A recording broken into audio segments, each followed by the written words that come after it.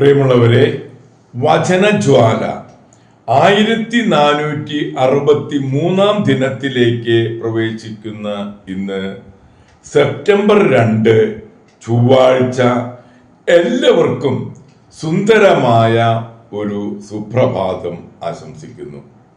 നമ്മൾ ഇന്ന് പരിശുദ്ധ ദൈവമാതാവിൻ്റെ ജനന തിരുനാളിനോടനുബന്ധിച്ച 8 നോമ്പിന്റെ 2-ാം ദിനത്തിലേക്ക് പ്രവേശിച്ചിരിക്കുന്ന ഇന്നത്തെ വചനവായനയിൽ പ്രഭാഷകന്റെ പുസ്തകം 1-ാം അധ്യായം 11 മുതൽ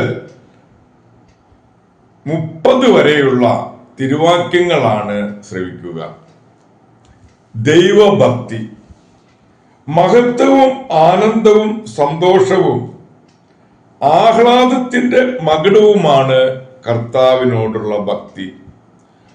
അത് ഹൃദയത്തെ ആനന്ദിപ്പിക്കുന്നു. സന്തോഷവും ആനന്ദവും ദീർഘായുസ്സും പ്രദാനം ചെയ്യുന്നു. കർത്താവിനെ ഭയപ്പെടുന്നവന്റെ അവസാനം ശുഭമായിരിക്കും. മരണദിവസം അവൻ അനുഗ്രഹീതനാകും. കർത്താവിനോടുള്ള ഭക്തി ജ്ഞാനത്തിന്റെ ആരംഭമാകുന്നു. മാതൃഗർഭത്തിൽ വിശ്വാസി ഉരുവാകുമ്പോൾ അവളും സൃഷ്ടിക്കപ്പെടുന്നു. മനുഷ്യരുടെ ഇടയിൽ അവൾ നിത്യവാസം ഉറപ്പിച്ചു.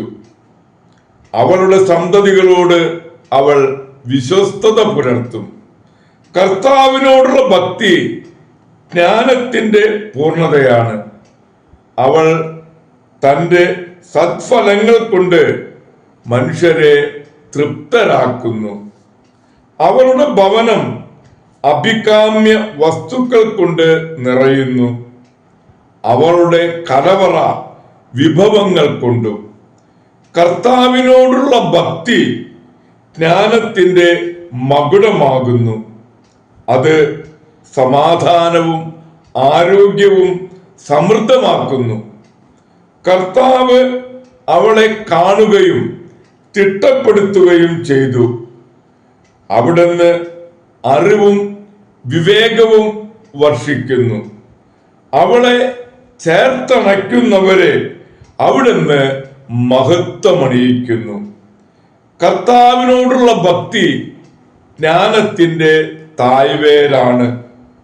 ദീർഘായുസ് അവളുടെ ശാഖകളും. അനീതിയായ കോപത്തിന് ന്യായീകരണമില്ല. കോപം മനുഷ്യനെ നാശത്തിലേക്ക് തള്ളുന്നു. ക്ഷമാശീലനെ കുറച്ചു കാലത്തേക്ക് മാത്രമേ സഹിക്കേണ്ടി വരൂ. കഴിഞ്ഞാൽ അവന്റെ മുൻപിൽ സന്തോഷം പൊട്ടിവിടരും. തക്ക സമയം വരെ അവൻ തന്റെ ചിന്ത രഹസ്യമാക്കി വെക്കുന്നു.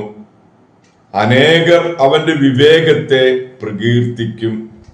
വിജ്ഞാന ഭണ്ഡാരങ്ങളിൽ ജ്ഞാന സൂക്തങ്ങൾ നിറഞ്ഞിരിക്കുന്നു.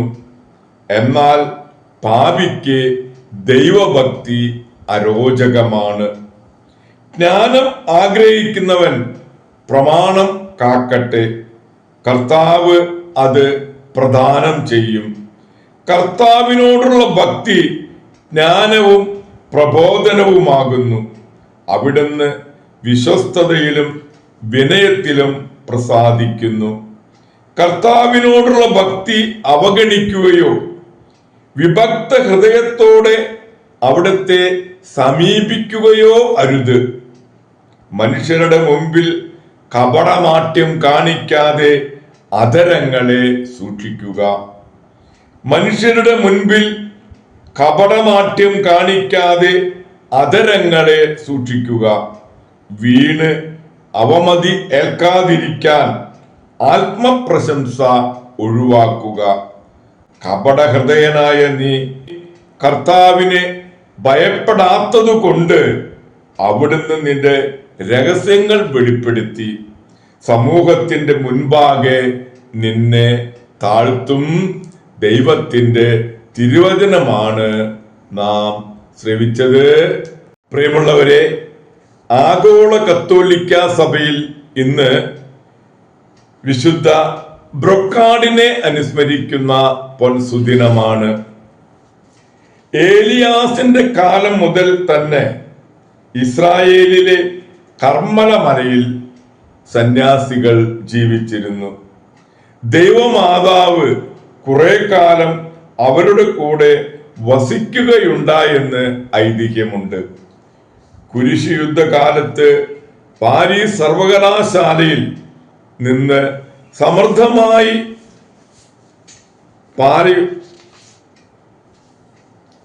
കുരിശ് യുദ്ധകാലത്ത് പാരീസ് സർവകലാശാലയിൽ നിന്ന് സമർത്ഥമായി